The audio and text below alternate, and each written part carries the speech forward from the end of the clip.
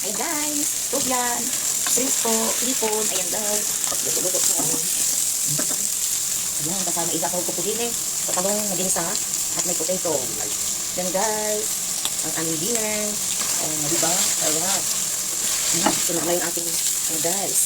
Ito. Ayan, ngayon, lalagyan ko na sa bilipadan. Ayan guys. Ayan, diba? Ayun. Ngayon, hahaluin naman. Ayan. Ay, sarap. Ginisang talong. Naman, potato at shrimps. Yum, yum. Ayan na guys. Yan na yung kakahinatnan ng aking niluto. Yan. Hipon.